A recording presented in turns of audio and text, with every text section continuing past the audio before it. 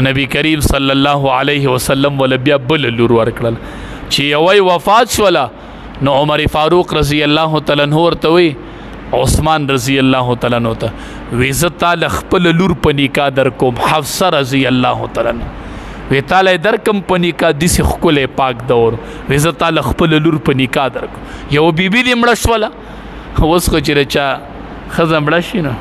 خدای دې خیر کوي نو موږ ښځو کې به کونډه زوتېده خو سړو کې موږ کونډ نه ولیدلی اوس پکې سړو کې هم کونډ راووت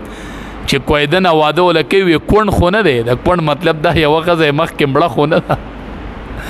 ګوره چې کونډ شه که نه دله زر رشته کوه ښه دله چې ته لور خور ورکې نو ګوره یو نکاح د پیغمبر په سنتو دی عمل وکړو بل د یو غمزده د زړه پالنه دې م وکړل یو غمزده زړه دی خوشحاله کو نو عمر فاروق رضی الله تعالی عنہ ته زما لور د چې تالی په نکاح درک هغه ورته زه پکې سوچ وکم داسې ښکلی پاک دور چې دوه درې ورځې تېرې شوې نو عمر فاروق رضی الله تعالی عنہ راغی نبی علیه السلام ته ما عثمان رضی الله تعالی عنہ ته وی چې لور در کوم د وی زه به مشوره وکم اوس راته څه ونه وي نبی علیه السلام ورته عمره رضی الله تعالی عنہ ته مخه پکې ستا لور ته به الله د ده نه غوره ورکي او ده ته به الله ستا د لور نه غوره ورکي عجیبه خبره ده نه ستا لور ته به الله د ده نه غوره ورکي او ده ته به الله ستا د لور نه غوره ورکي نو چې لږې ورځې تېرې شوې نو نبی کریم صلی الله علیه وسلم د خپلې بل لور نکاح د عثمان رضی الله تعالی عنہ سره وته بل لور یې وله ورکړله نو عمر فاروق رضی الله تعالی عنہ وی ما وی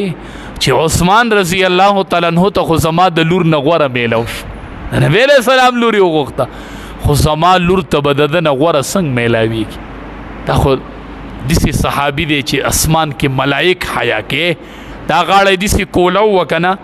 نبی علیه السلام ورته وی عثمانه غاړه بنده که ملایک شاته واوړېدل تا نه حیا کوي تا نه الله اکبر